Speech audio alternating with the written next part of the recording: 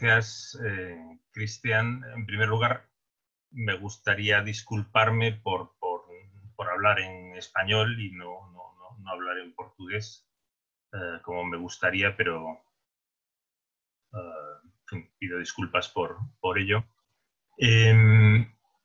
Agradezco al Museo Arquidiocesano de Río de Janeiro por su amable invitación a participar en este encuentro, en esta mesa. Y para mí es un placer compartir con amigos de Brasil y de otros países. Yo veo colegas de Argentina, de Puerto Rico, de México. Voy a compartir la pantalla con ustedes para que puedan ver la presentación que he preparado sobre arquitectura religiosa del siglo XX en Latinoamérica. Vamos a ver.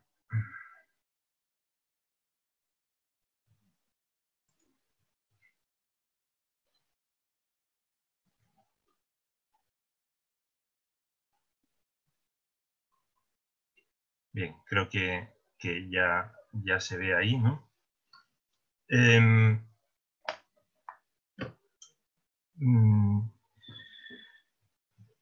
Ahora explicaré un poquito, voy a hacer una primera introducción y luego explicaré el esquema de la ponencia.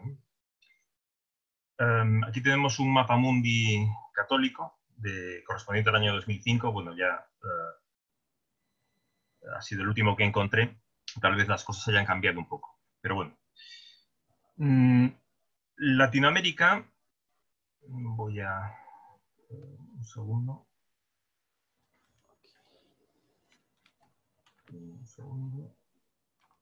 Sí.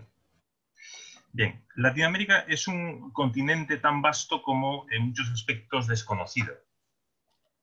Un conjunto heterogéneo de países cuyo único denominador común es su origen latino y su fe católica. Si exceptuamos el libro de Fernando Pérez Oyarzún, Iglesias de la Modernidad en Chile, precedentes europeos y americanos, del año 97, hace ya muchos años, el estudio conjunto de su arquitectura religiosa nunca ha sido abordado.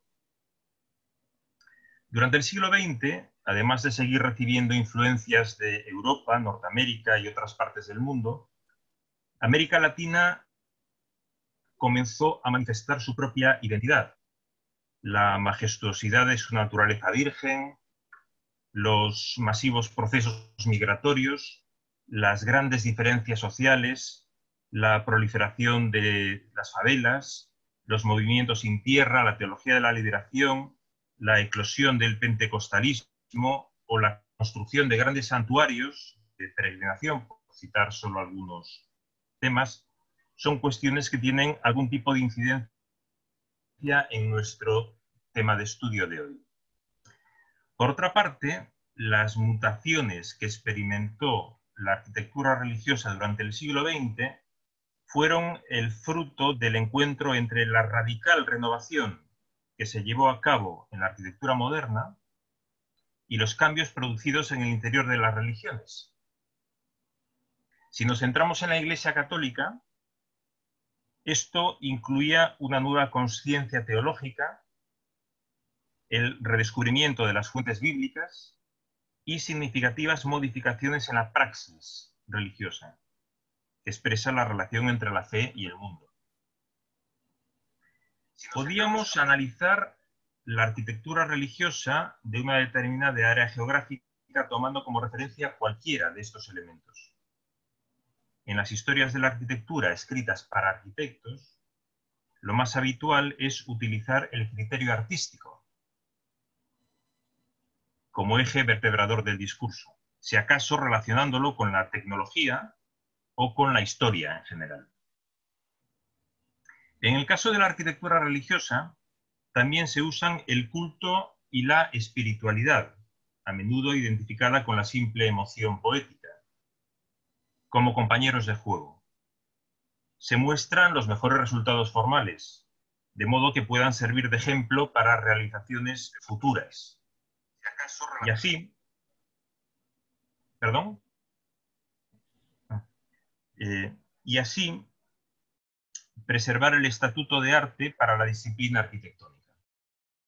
Este es un enfoque muy válido y es el primero que vamos a afrontar. Pero existen otras angulaciones posibles que en principio no deberían arrojar resultados estéticos tan deslumbrantes. Apoyándonos en otras ciencias humanas como la geografía, la sociología, la teología o incluso la política, podemos explicar el desarrollo de la arquitectura religiosa contemporánea. En Latinoamérica, este punto de vista no se ha aplicado hasta el momento. Este es el esquema que vamos a seguir en la ponencia. Vamos a hablar, en primer lugar, del enfoque artístico, que es el más habitual en las historias de la arquitectura alrededor del mundo, y luego vamos a, la segunda mitad de la intervención, vamos a hablar de un enfoque alternativo que va a recurrir a distintos argumentos: los fenómenos naturales, la inmigración europea, los religiosos arquitectos, los grandes santuarios marianos, arquitectura religiosa y política, y finalmente las utopías. Y haremos una pequeña reflexión final. Vamos a empezar, por lo tanto, por el enfoque artístico. Algunos de los ejemplos más notables de iglesias católicas construidas durante el siglo XX han sido el resultado de un fructífero encuentro entre las exploraciones del arte y la cultura de vanguardia.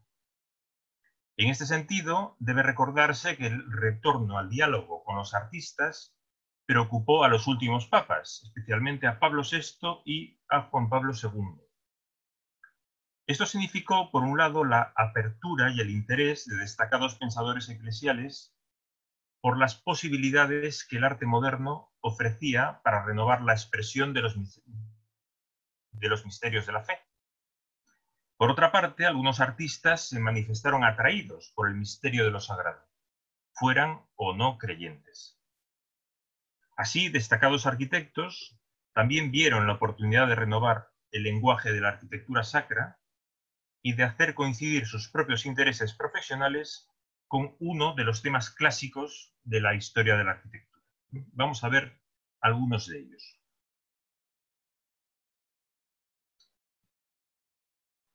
Cuando se habla de la arquitectura latinoamericana del siglo XX, resulta inevitable referirse a Oscar Niemeyer.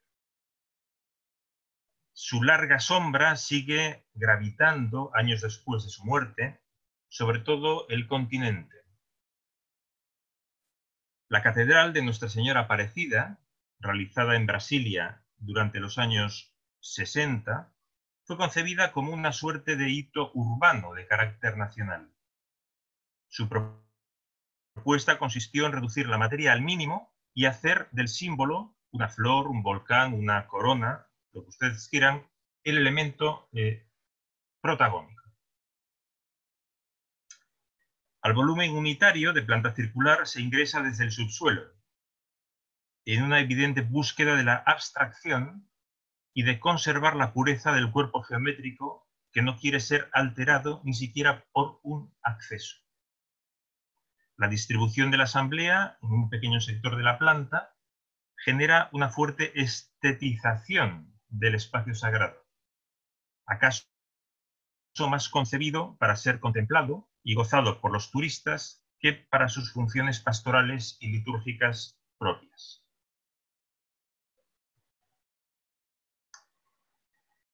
Entre 1942 y 1944, Niemeyer construyó en Pampulha la iglesia de San Francisco de Asís. El templo formaba parte de una nueva urbanización en las afueras de Belo Horizonte, realizada alrededor de un lago artificial. Algunos elementos deben tenerse en cuenta al analizarla. En primer lugar, Niemeyer asumió el encargo de construir esta iglesia a pesar de su relativa lejanía a la religión, como un mero ejercicio de estilo. Luego está la cuestión estructural. La exploración de las cáscaras parabólicas incide en el problema de salvar una gran luz, favoreciendo la opción de una nave única como dispositivo capaz de congregar a la asamblea alrededor del altar. Finalmente, la masiva inclusión de mosaicos de Cándido Portinari constituye una contribución significativa a la discusión sobre la síntesis de las artes que marcaría la arquitectura de la década de 1940. Las dificultades con la jerarquía eclesiástica a la hora de consagrar el edificio puso de relieve hasta qué punto estas exploraciones constituían el resultado de las convicciones de grupos muy restringidos, no siempre compartidos en el interior de la Iglesia.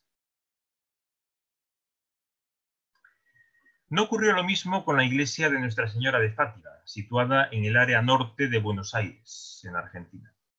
Su comitente, el padre Fidel Horacio Moreno, tenía conexiones directas con el movimiento litúrgico. El proyecto es fruto de una reflexión antropológica muy consciente por parte de los arquitectos Eduardo Ellis y Claudio Caveri, que se hizo explícita en la publicación, casi 10 años más tarde, de una serie de ensayos bajo el título de El hombre a través de la arquitectura. La iglesia se ordena a partir de una planta central, en cruz griega, en donde la luz se mimetiza con los espacios exteriores y los recintos anejos en una rica interrelación. La reinterpretación de las iglesias coloniales altiplánicas, que preocupaba a sus autores, es evidente en los exteriores. Todo ello está acompañado por una espiritualidad del despojo que marca y enaltece el conjunto.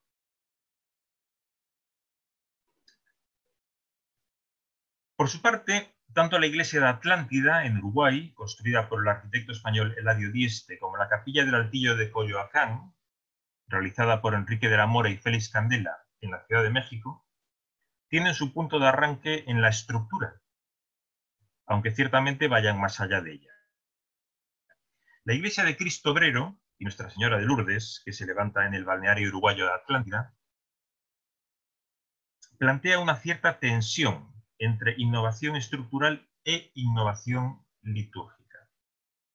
En ella, Dieste pone la estructura al servicio de la construcción de una iglesia con los medios económicos mínimos, que por tanto podría asociarse a un galpón o a una nave industrial. Es el arte constructor de Dieste el que, a través de su ingenio y del manejo de la luz, le confiere un carácter místico al espacio. El episodio del baptisterio junto al ingreso, ese círculo que ven ustedes abajo a la izquierda, al que se desciende como un símbolo del rito sacramental, pone de relieve la conciencia espiritual y litúrgica del autor, que construiría también 2 iglesias más, también en Uruguay. En Nuestra Señora de la Soledad, de la Mora y Candela, autores de numerosas iglesias en México, tanto juntos como separados, hacen que la cubierta parabólica cumpla varias funciones. Unificar un espacio interior romboidal, ordenado por la diagonal, focalizar la atención sobre el altar y a la vez abrir una suerte de trascoro en el que se sitúa un notable conjunto de vitrales del artista Kitzia Hoffmann, incorporados posteriormente en 1950. El espacio litúrgico se hace sereno y dinámico, siendo capaz de construir una ordenación de la asamblea que deja el altar en una posición absolutamente central.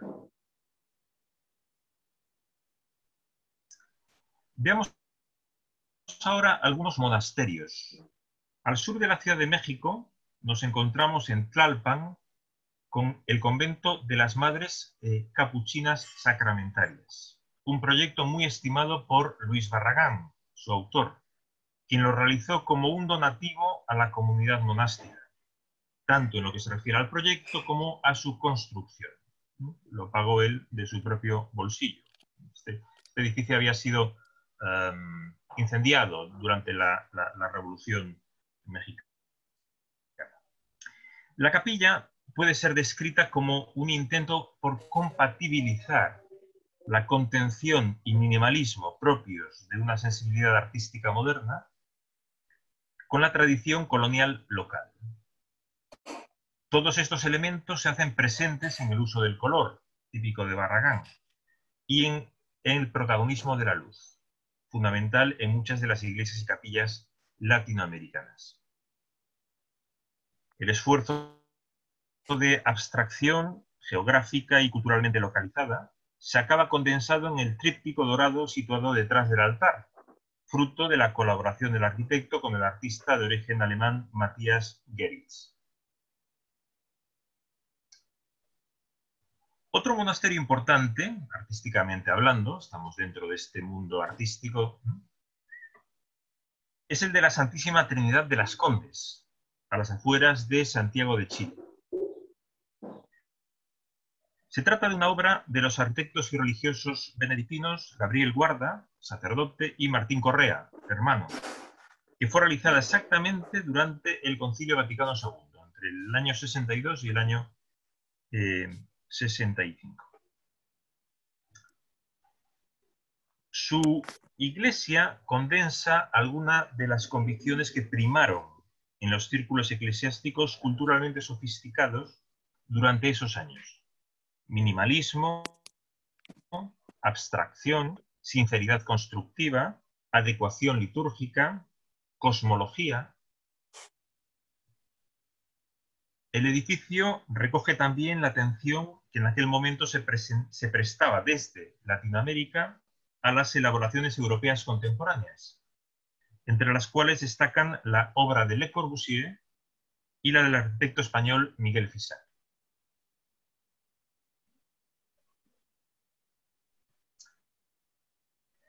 Dos décadas después, ya en los años 80, el venezolano Jesús Tenreiro Degwitz construyó en Huihue, en Venezuela, la abadía benedictina de San José. Menos conocida que las anteriores, pienso que es un buen ejemplo de la mirada crítica que se produjo durante los años 80 sobre la arquitectura de vanguardia. El programa se despliega según un esquema de cruz esvástica abierta a los 4 puntos cardinales, buscando una nueva relación de apertura con el contexto que lo rodea. Más allá de rasgos externos, como las ventanas circulares o los paños de albañilería confinados por un marco de hormigón, son síntoma de la admiración de Tenreiro por Luicán, resuena el esfuerzo de reinterpretar la tradición, entendida en sentido genérico, no solo local, y el diálogo con el pasado. Con su planta longitudinal, esta iglesia manifiesta por una parte una actitud poco entusiasta frente a las novedades litúrgicas, y por otra, en una nueva confianza acerca de las posibilidades que puede ofrecer el conocimiento de la historia de la arquitectura. Para terminar esta primera sección, quisiera referirme a una iglesia de carácter funerario, la capilla de Soca, en Canelones, Uruguay, obra del arquitecto español Antonio Bonet Castellano, que fue pensada como un panteón dedicado al doctor Francisco Soca y a su hija Susana, la poetisa Susana Soca, esta última fallecida en un accidente aéreo en Brasil. La capilla está concebida como la intersección de 2 prismas triangulares de hormigón que se unen en planta formando una cruz latina. Cada volumen conforma una celosía que se estructura desde un módulo triangular equilátero, subdividido en 25 pequeños triángulos que a su vez subdividen en otros 9 y que alojan cientos de pequeños vidrios de colores, exactamente 2.900, en tonos violetas, verdes y naranjas. La luz que se filtra por ellos define completamente la obra. Parece claro que Bonnet deseaba crear un espacio místico, una moderna vidriera gótica donde el color envolviera por completo al visitante, trasladándole por un momento al paraíso. Bien, hasta aquí hemos visto ejemplos bastante conocidos, algunos muy conocidos, que inciden en esta visión artística del problema de la arquitectura religiosa. Vamos a ver enfoques diferentes, enfoques alternativos. Bien, para muchos la arquitectura religiosa contemporánea ha quedado reducida a unos cuantos edificios que actúan como iconos en el imaginario colectivo. Sin embargo, no cabe duda de que la arquitectura es un arte útil y por lo tanto una actividad eminentemente social.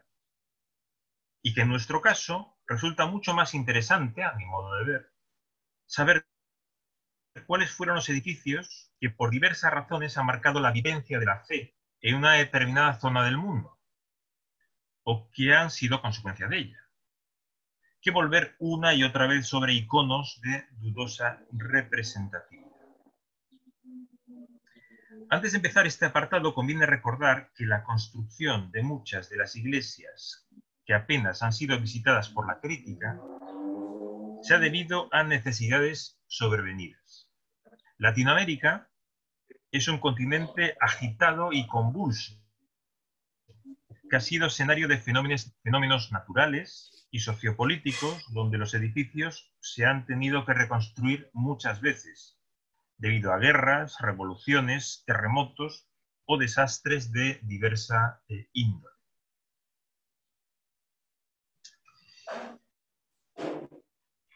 Veamos los fenómenos naturales. Situada en las estribaciones de los Andes chilenos, a pocos kilómetros de Concepción, la ciudad de Chillán ha sido refundada hasta 4 veces tras su primer establecimiento en 1500. En 1525, la iglesia matriz de San Bartolomé, que tienen arriba a la izquierda, se convirtió en catedral. Poco duró, ya que 14 años más tarde, el gran terremoto de 1939 arrasó toda la ciudad, causando la muerte de 30.000 personas. Ese mismo año, el obispo Jorge Larraín Cotapos encargó a su sobrino Hernán Larraín Errázuriz, todavía estudiante de arquitectura, un diseño para el nuevo templo catedralicio. Tienen abajo, donde hay una imagen. Este, en el marco de su proyecto de titulación universitaria, elaboró un arriesgado ejercicio de estilo que incluía una nave cubierta por arcos parabólicos entrelazados y una monumental cruz de 39 metros de altura. Las obras comenzaron en 1942 y el edificio se terminó en 1960, convirtiéndose enseguida en el símbolo de la ciudad de Chillán. Se trata de la única catedral moderna que forma parte de la nómina de monumentos nacionales de Chile. Así ha sido declarada en el año 2014. El terremoto de Maule, del año 2010, volvió a destruir una parte de la ciudad y diversos edificios emblemáticos. La catedral, afortunadamente, se mantuvo en pie, aunque perdió sus vidrieras. Otro caso parecido es el de la Catedral de Nuestra Señora del Carmen, en Barquisimeto, en Venezuela. Diseñada por los arquitectos Jan Bergkamp y Alfredo Jan Jiménez, es la tercera catedral construida en ese lugar. La última había sido gravemente dañada por el terremoto de 1950. La catedral es el destino de la concurrida procesión de la Divina Pastora, que cada 14 de enero parte de la ciudad de Santa Rosa para emprender luego un recorrido parroquial que concluye el sábado previo a la Semana Santa, cuando retorna al punto de origen. La forma del edificio es muy llamativa, una suerte de inmensa flor posada sobre el valle del Turbio, del río Turbio, que resulta de una macla de varios paraboloides hiperbólicos, en un intento de afrontar el riesgo de nuevas sacudidas sísmicas.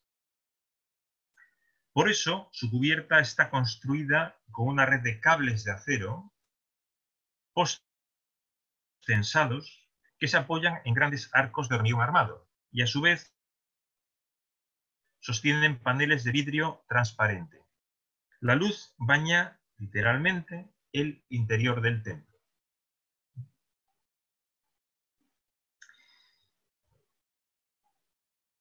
Bien, veamos ahora la inmigración europea. Durante buena parte del siglo XX, la ausencia de centros superiores de formación en disciplinas técnicas fue un lastre para la titulación de arquitectos locales en América Latina. Asimismo, la inestabilidad política al otro lado del Atlántico motivó que muchos arquitectos cruzaran el océano y se establecieran en el continente. El fenómeno fue general, desde el Caribe hasta Tierra de Fuego. Podríamos hablar de los arquitectos españoles en México, de los italianos en Colombia, en Argentina, de los gallegos en Argentina, de los polacos en Chile. O sea, el fenómeno fue general. Ahora quisiera solamente destacar el caso de los alemanes en el sur de Brasil.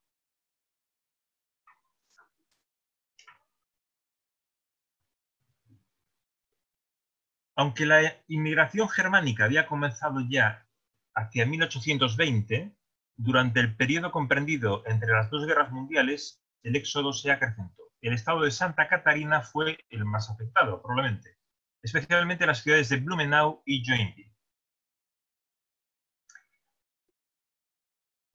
La comunidad de los franciscanos que regentaban la parroquia de San Pablo Apóstol en Blumenau querían que el famoso Baumeister alemán Dominicus Bonn les diseñara su iglesia, tal como había hecho poco antes en la vecina Presidente Getúlio. Debido a su delicado estado de salud, era ya anciano, Dominicus envió a su hijo Gottfried, que entonces contaba con 33 años de edad. Los religiosos quedaron decepcionados, pero cuando al cabo de pocos días el joven les dibujó una enorme perspectiva del proyecto de la nueva iglesia, que ven a la derecha, se dieron cuenta de que podían confiar en él. La iglesia es absolutamente germánica y sigue los patrones que Bonn, padre, había propuesto en sus obras más importantes. La ligereza estructural, a pesar de estar realizada en hormigón armado, se ve subrayada por el empleo de elementos tradicionales, como el rosetón, el campanario o la disposición longitudinal de la nave, todo ello convenientemente modernizado. Las piezas de granito rojo y las vidrieras coloreadas producen hermosos efectos de iluminación en el interior. El 19 de abril del año 2000, con motivo de la creación de la diócesis de Blumenau, la iglesia matriz de San Pablo Apóstol fue elevada al rango de catedral.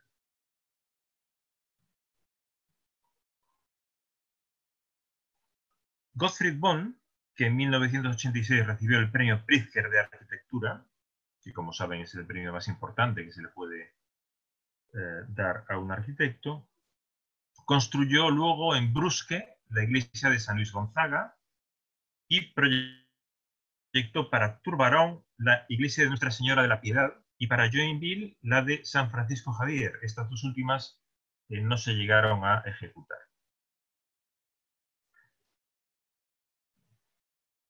Hans Bross fue otro de los arquitectos alemanes que se estableció en el estado de Santa Catarina. Espíritu inquieto y aventurero, Bross explica en sus escritos que las noticias que le llegaban de la arquitectura brasileña eran tan convincentes que decidió emigrar a Brasil, país que se le presentaba como un campo ilimitado de trabajo y creatividad. En 1953 construyó en Blumenau la iglesia de Itoupava Seca. Posteriormente también construiría la abadía de Santa María en Sao Paulo y en Viñedo el monasterio de São Bento. La iglesia de San Bonifacio es la sede de la comunidad alemana de Sao Paulo. A mi modo de ver, se trata de un edificio excepcional. Consta de dos programas distintos. Por un lado, el centro parroquial y las viviendas de los sacerdotes, situados como un zócalo semienterrado que aprovecha la fuerte pendiente del terreno. Y por otro, la iglesia misma, un bloque alto y cerrado, sostenido por 4 pilares periféricos. La planta intermedia, totalmente libre, es un atrio cubierto, donde una rampa y una escalera, ubicadas en un discreto volumen acristalado, dan acceso a ambos programas.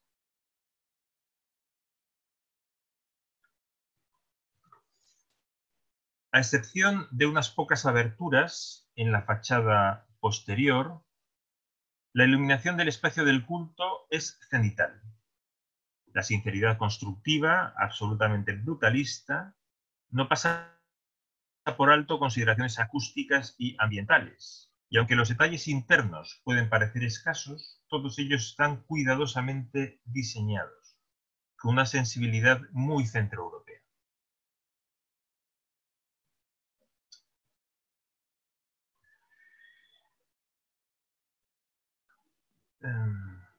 Bien, quisiera ahora referirme a un hecho poco conocido, el de los religiosos arquitectos del siglo XX. Entre ellos encontramos misioneros, benedictinos, jesuitas, dominicos o franciscanos. Algunos, como Ernesto Vespignani o Cajetan Bauman, a pesar de ser europeos, construyeron toda su obra en América. También hay latinoamericanos, como los ya citados don Gabriel Guarda y Martín Correa, chilenos, Fray Gabriel Chávez de la Mora o la hermana Laide Sonda. Para todos ellos, la arquitectura fue, o sigue siendo, un modo de formalizar su vocación específica, un servicio a Dios y a los demás, por lo que adquirió una nueva densidad, podríamos decir.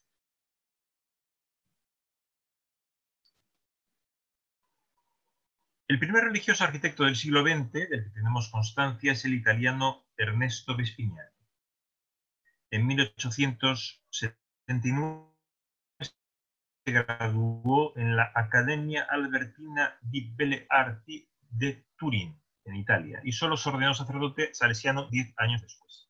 En 1901 llegó a Buenos Aires, tras haber sido llamado por su hermano José, por entonces superior de la Sociedad de Don Bosco en la Argentina, para construir allí la nueva Basílica de María Auxiliadora y San Carlos Borromeo, que a la postre sería su obra más importante.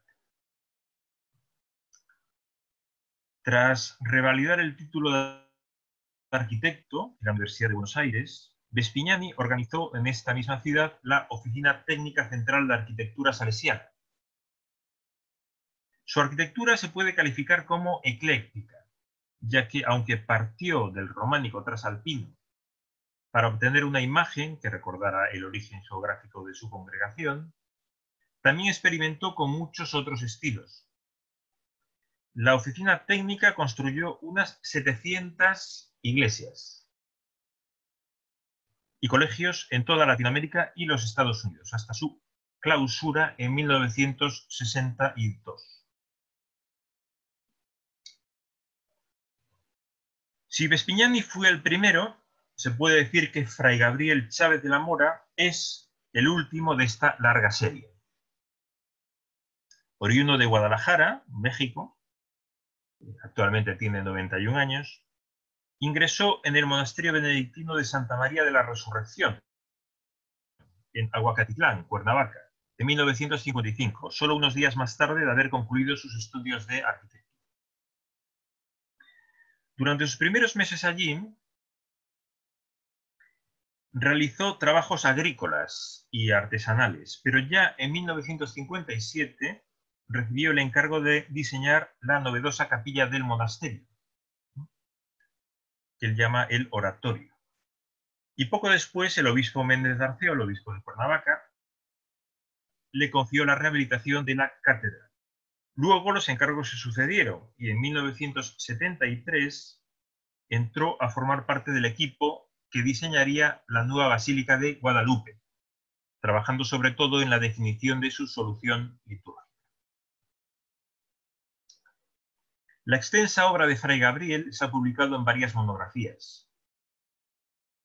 Sí me gustaría destacar que este monje arquitecto empezó su trayectoria rodeado de acciones de vanguardia, tanto en lo personal como en lo arquitectónico, y que esta vocación transgresora nunca lo ha abandonado del todo.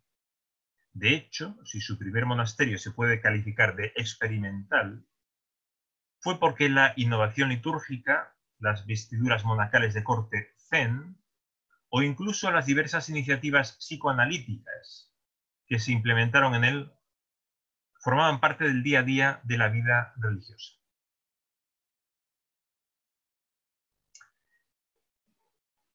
Bien, tal vez los grandes santuarios nacionales no sean las mejores iglesias, arquitectónicamente hablando, que se hayan construido en Latinoamérica durante el siglo XX.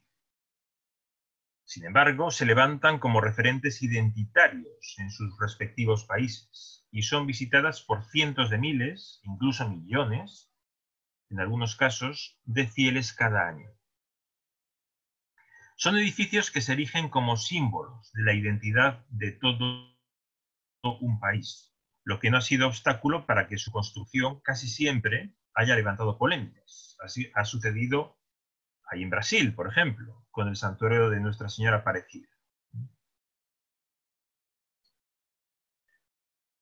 La Basílica de Santa María de Guadalupe, patrona de América, fue construida para reemplazar la antigua iglesia colonial, muy afectada por el hundimiento del subsuelo lacustre sobre el que se asienta la Ciudad de México.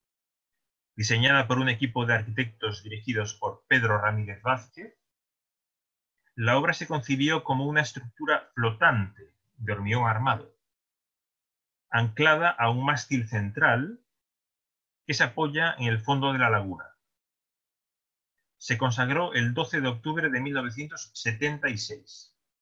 Es una iglesia colgante, podríamos decir. Su forma circular, de unos 100 metros de diámetro, responde a la necesidad de que todos los peregrinos puedan participar de las celebraciones litúrgicas y venerar la imagen de la guadalupana desde cualquier lugar de la basílica. Adicionalmente, para facilitar la cercanía a la tilma de Juan Diego, se construyó un pasadizo por debajo del altar mayor, dotado de cintas transportadoras. En la imagen de la derecha ven esa visión que se tiene desde el pasadizo mecánico. En el interior del templo caben 10.000 personas, distribuidas entre la nave central y las 9 capillas del piso superior. En este nivel, una capilla abierta también se abre hacia la plaza, de modo que el número de asistentes pueda multiplicarse en ocasiones singulares. Su construcción ha sido definida como un ejemplo de armonía, ecumenismo y buen entendimiento entre dos instituciones, el Estado mexicano y la Iglesia Católica, que llevaban más de un siglo presentando grandes desencuentros. La magnitud de las obras, por otra parte, motivó la protesta de algunos sectores de la propia Iglesia, luego agrupados en torno a la teología de la liberación. La obra se terminó en un tiempo récord y en la actualidad es visitada por unos 12 millones de personas al año.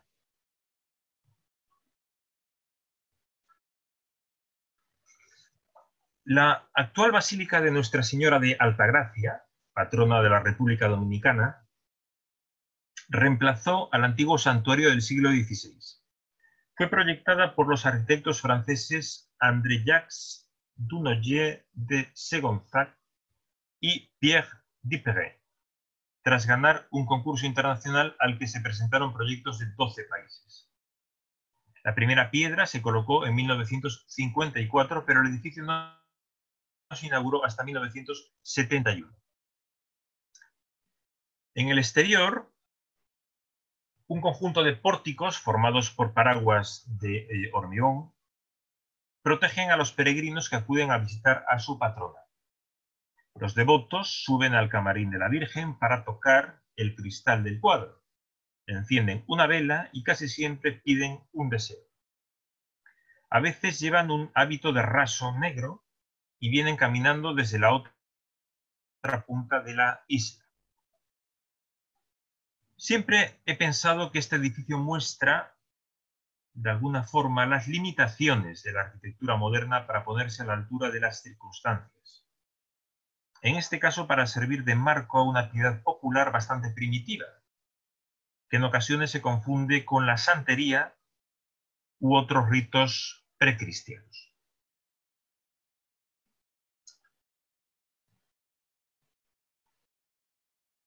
Veamos ahora las relaciones entre arquitectura religiosa y política. En América Latina, la religión es una fuerza poderosa en la vida de los pueblos y su manipulación interesada es una tentación frecuente entre los poderosos. Por eso ha habido momentos en los que la arquitectura religiosa se ha mezclado con la política de un modo dramático. La iglesia de Nuestra Señora del Rosario se encuentra en el centro histórico de San Salvador, en El Salvador. Fundada en 1545, había sido la primera parroquia de la ciudad. En 1962, después de varias reconstrucciones, la iglesia era de madera y de lámina ondulada, y el superior de los dominicos, que eran los regentes de la parroquia, encomendó al joven escultor y aprendiz de arquitecto Rubén Martínez Bulnes el diseño de la nueva iglesia. Al principio los planos no fueron admitidos por las autoridades eclesiásticas locales, pero finalmente el mismo Papa Juan XXIII, a instancias del superior de los dominicos, autorizó el proyecto.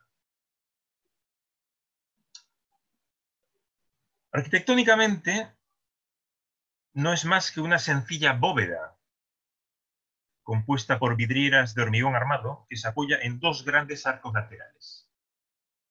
La nave es completamente diáfana y no hay nada que obstaculice la visibilidad de los fieles hacia el altar. Desde este punto de vista, la iglesia es un monumento a la sinceridad, el recogimiento y la humildad. No hay concesión alguna al lujo ni a la ostentación. Su amplitud, más que grandiosa, es el recipiente de una extraordinaria luminosidad tenue e intimista.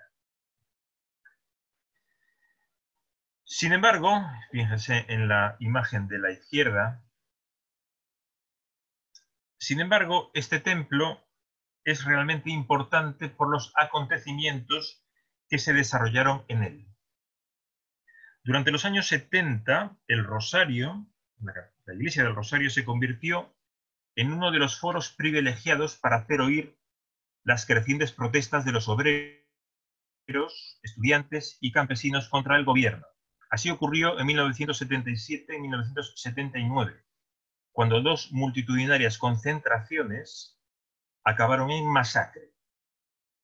Y no fue peor gracias a que los padres dominicos abrieron las puertas de la iglesia para que los manifestantes se pusieran a salvo de los disparos del ejército.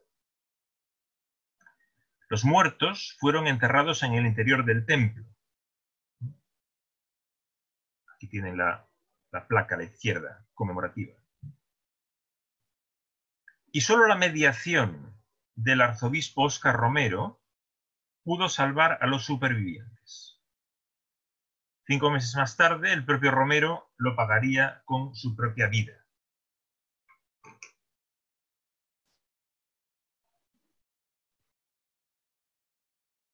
Bien, hace pocas semanas, el pasado 26 de junio, La Catedral de la Inmaculada Concepción en Managua, Nicaragua, fue objeto de un atentado terrorista que destruyó la Capilla de la Sangre de Cristo, que es esa capilla que ven, circular que ven exenta a la izquierda de la catedral, en esta vista aérea. Bien, esta acción ha sido una más dentro de la campaña de profanación de iglesias católicas promovida por el gobierno sandinista desde el año 2018. Aunque la catedral constituye uno de los principales atractivos turísticos de Managua, siempre ha sido un edificio controvertido. Tal vez la poca simpatía que la izquierda política nicaragüense le profesa a este edificio tenga algo que ver con su origen. La antigua catedral había acusado el terremoto de 1972, pero el abandono que sufrió el edificio durante los largos años de guerra civil fue incluso más nocivo que el propio seísmo. Así que en 1985 se decidió construir una nueva, algo apartada del centro histórico. Pero solo con la marcha de los sandinistas y la llegada al poder de Violeta Chamorro en 1990 fue posible comenzar a construirla. El edificio fue financiado por el empresario estadounidense Tom Monaghan, fundador de Domino's Pizza, y expromotor, entre otras muchas causas republicanas, de la contra nicaragüense. Monaghan, que había dado un giro radical a su vida tras convertirse al catolicismo, llegó a un acuerdo con el cardenal de Managua, Miguel Obando. Elegiría personalmente al arquitecto, Ricardo Legorreta, supervisaría las obras y las financiaría de manera proporcional a los recursos aportados por los norteamericanos. Por cada dólar que un norteamericano aportara a la catedral, él pondría 3. Y por cada dólar que un nicaragüense aportara a la catedral, él pondría 10. La catedral formaba parte de un proyecto más amplio de construcción de 200 pequeñas iglesias en Latinoamérica, destinado a frenar el avance de las sectas evangélicas por la región.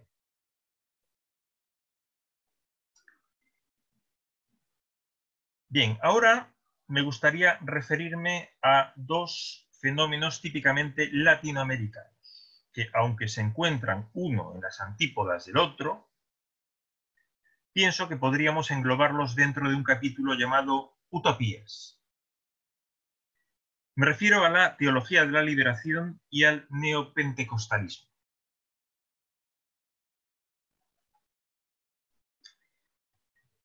La teología de la liberación fue, sin duda, el movimiento que posicionó a Latinoamérica en el panorama católico internacional durante los años 70 y 80. Se ha discutido mucho acerca de sus propuestas políticas, pastorales o teológicas. Pero, ¿qué arquitectura proponían sus defensores? Pedro Casaldáliga, recientemente fallecido, el obispo Pedro Casaldáliga, fue uno de sus protagonistas más mediáticos. El pintor y religioso claretiano Maximino Cerezo Barredo, autor de muchos de los Murais da Liberação que existen en la prelatura de Araguaia, describía así su capilla en São Félix, en el Mato Grosso brasileño.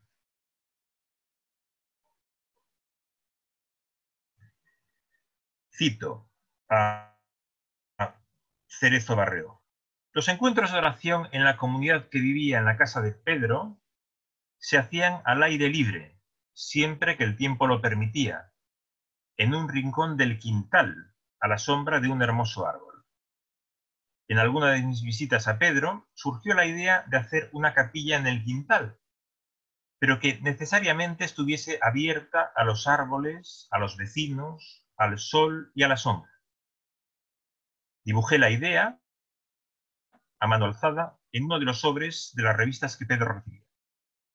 Lugar de oración, de celebración de la Eucaristía diaria entre el rumor de las hojas de los árboles, el canto de los gallos de los vecinos y el indolente paseo de los gatos que rondan por él. Con el tiempo añadí algunas cosas. La pintura del sagrario, el frente del altar y la placa de aluminio repujado que sirve de fondo a la caja de las reliquias de los mártires, entre comillas. Un pedazo de la casulla ensangrentada del arzobispo Romero y un fragmento del cráneo de Ignacio Ellacuría. Tienen arriba a la derecha. Durante muchos años estuvo sobre el pequeño altar la terracota de una paloma de la paz, que le llevé a Pedro desde Ica, Perú, obra de un campesino que había sido torturado por las fuerzas de seguridad del país y que fue liberado gracias a las denuncias y gestiones de la Comisión de Derechos Humanos de la región. Ven ahí la palomita en el centro del altar. Indigenismo, sencillez, elementalidad, tal vez contracultura. La Catedral de São Félix puede definirse como un barracón limpio, elegante a su modo, y presidido por uno de los murales revolucionarios de Cerezo Barreto. Fue diseñado por Pedro Solá, también claretiano, y uno de los primeros compañeros de Casaldáliga en Brasil. Esta es la iglesia perlaticia de la prelatura del Araguaia.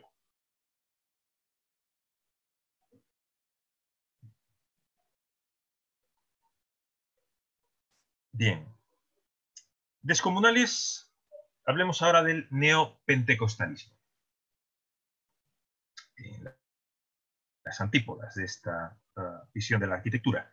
Descomunales recintos religiosos se construyen en la actualidad en África, sobre todo en Nigeria, Asia, en Corea del Sur y en la India, sobre todo, y Latinoamérica, de manera generalizada. Normalmente se trata de antiguas infraestructuras en desuso, que comunidades cristianas neopentecostales adquieren y convierten en espacios de culto multitudinario.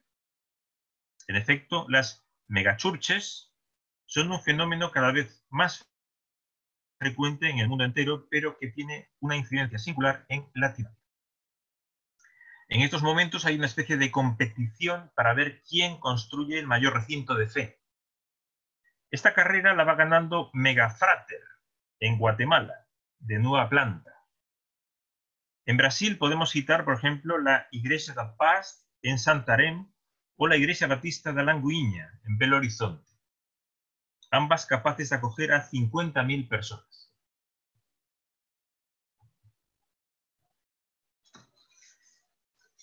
Algo menos tiene la Iglesia 45.000, la Iglesia Agua Viva en Perú, realizada sobre el antiguo Coliseo Amauta, el recinto cubierto más grande del Perú, ubicado en la zona oeste del Cercado de Lima.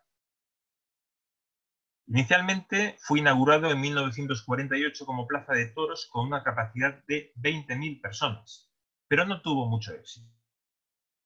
Tiempo después, fue remodelado para convertirlo en un espacio cerrado, apto para espectáculos deportivos, culturales y circenses. En 1981, Panamericana Televisión compró el Amauta y lo convirtió en la sede de eventos como programas infantiles, conciertos o festivales de belleza. En este recinto se celebró el certamen Miss Universo de 1982, por ejemplo.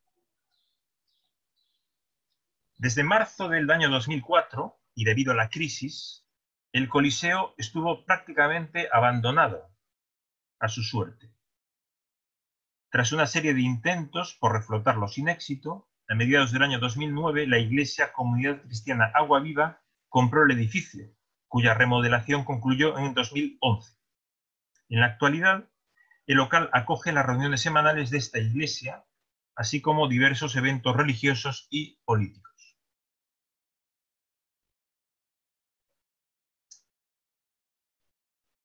Bien, finalicemos.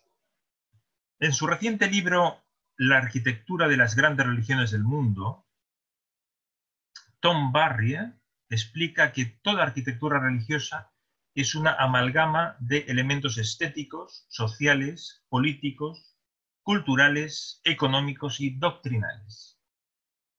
Y que a menudo estos elementos se materializan de formas muy diferentes, aún dentro de una misma religión, dando lugar a arquitecturas muy dispares.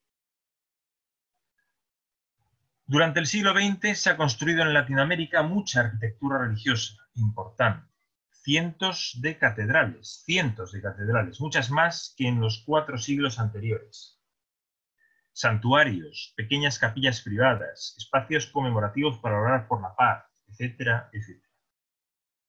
Es nuestra responsabilidad como investigadores incorporar al discurso académico el punto de vista del cliente, una iglesia, un colectivo, una determinada comunidad de usuarios que reclama un espacio significativo e identificable, una sociedad, para poder comprender lo que está sucediendo a nuestro alrededor. Este ha sido mi objetivo de esta tarde. Muchas gracias.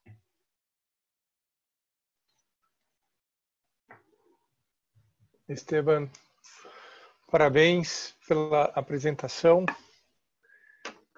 Muito obrigado. Acredito que todos aqui, os mais com mais proximidade da arquitetura, outros com menos, conseguiram ter uma boa visão da produção da arquitetura religiosa aqui na América Latina, né, no século XX.